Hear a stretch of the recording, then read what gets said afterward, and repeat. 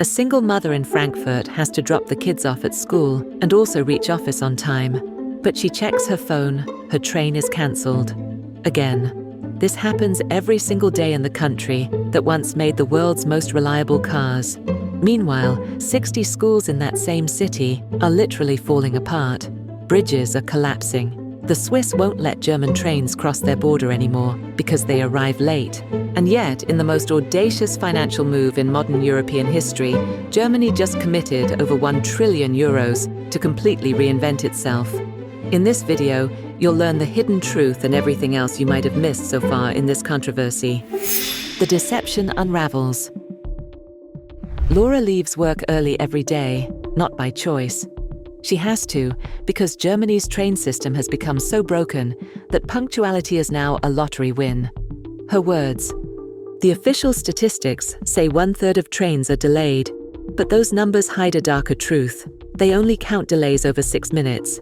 Cancelled trains? They vanish from the statistics entirely. It's accounting magic designed to hide a system in total collapse."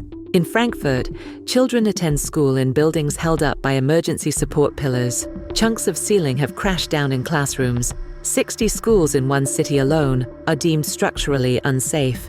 Near Dresden, an entire bridge didn't just crack, it collapsed. In 2024, it's still not repaired. This is the country that built the Autobahn, that created the modern automotive industry, that convinced the world German engineering meant perfection. The reputation was a mirage. The infrastructure was dying in plain sight, while politicians looked the other way. The sacred rule dies at midnight. December 2024. Most of Germany is preparing for Christmas. In a nearly empty parliament building, Chancellor Friedrich Merz is orchestrating what amounts to a constitutional revolution. For 15 years, Germany lived by the debt brake, a law so sacred it was written into the constitution. Borrowing couldn't exceed 0.35% of GDP, period. This wasn't just policy, it was the foundation of post-war German identity, born from the trauma of hyperinflation and economic chaos. Merz had a few weeks between the election and the formation of the new government, a constitutional loophole, a moment when normal rules didn't apply. He used those weeks to shatter the most fundamental law in German economics, 500 billion euros for infrastructure over 12 years. But that was just the opening move. The real revolution was what came next: unlimited defense spending, no constitutional limits, no debt brake constraints. Germany could now spend whatever it wanted on military and security. The parliament approved it in the dead of night, with a 2/3 majority that most experts thought would be impossible to achieve. The debt brake, Germany's economic religion for 15 years, was dead. The hidden war. But the infrastructure crisis was never the real problem. It was camouflage for something far more dangerous. Germany's entire economic model had been built on a lie. 3 lies, actually. Russia would always provide cheap energy. China would always buy German products. America would always provide security. By 2022, all 3 pillars had crumbled simultaneously. Germany had become the ultimate free rider. They outsourced their energy needs to an authoritarian regime. They handed their consumption markets to a rising superpower. They let another country carry the burden of defending them. This allowed them to pour everything into manufacturing exports while running massive trade surpluses that made other European countries envious. The model worked brilliantly until it didn't. Russia weaponized energy supplies and invaded Ukraine. China didn't just stop buying German cars.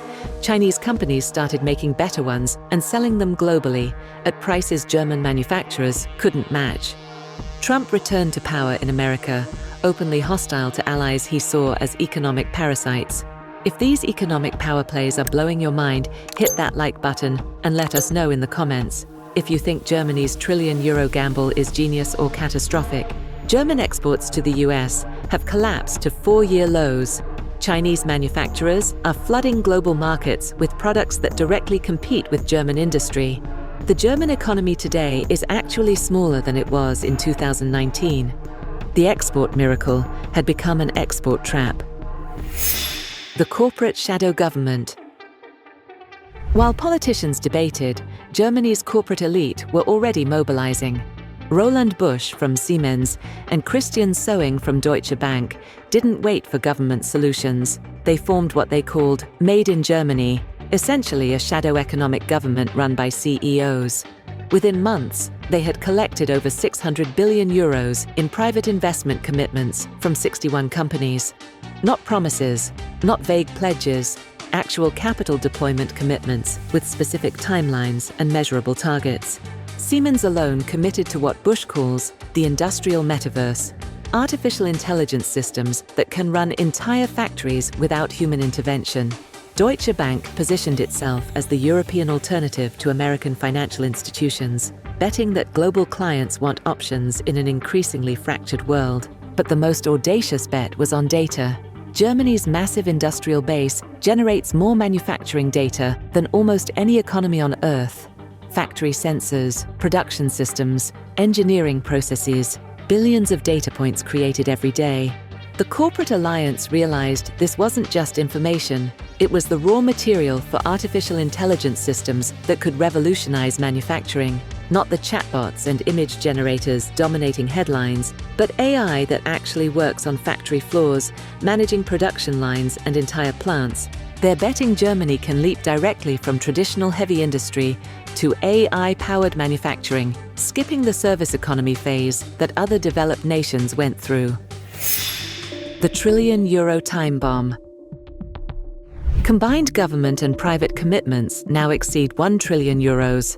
In a country that spent 15 years treating debt like a moral failing, this represents the most dramatic economic U-turn in modern European history.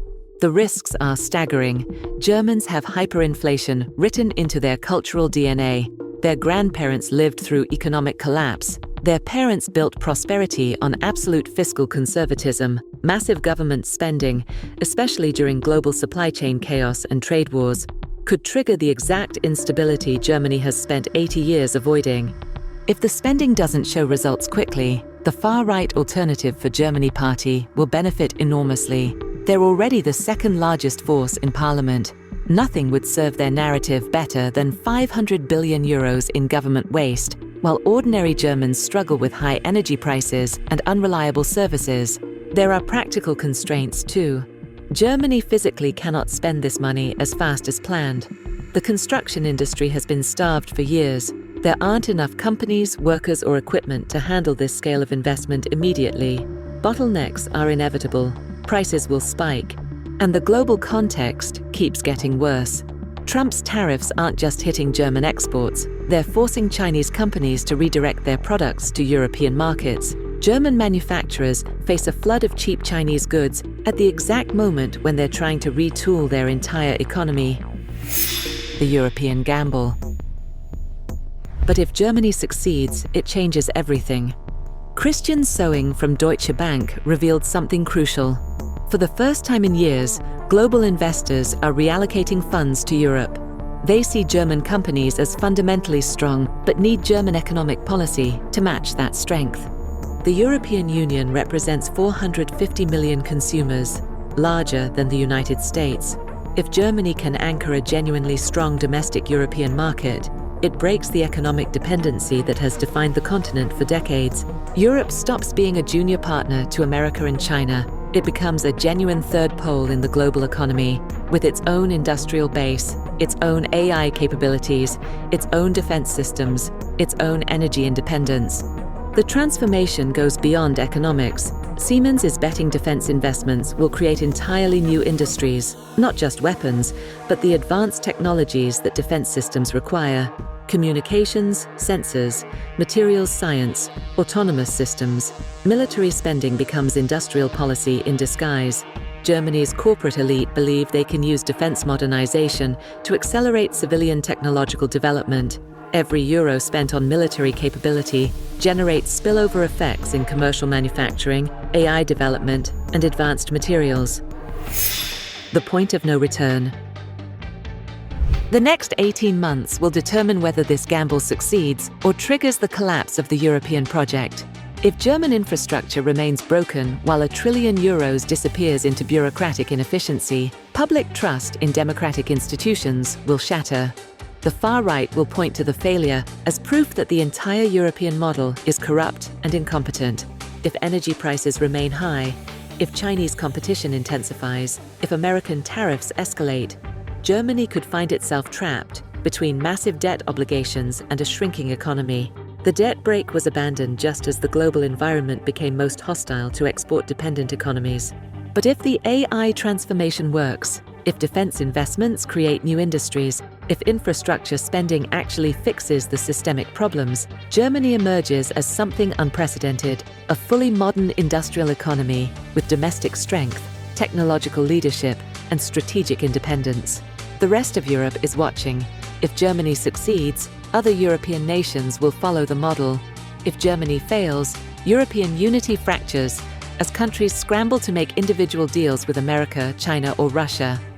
Germany is betting everything on reinventing what it means to be an industrial economy in the 21st century. The outcome determines whether Europe emerges as an independent global power or fragments into economic colonies of other superpowers.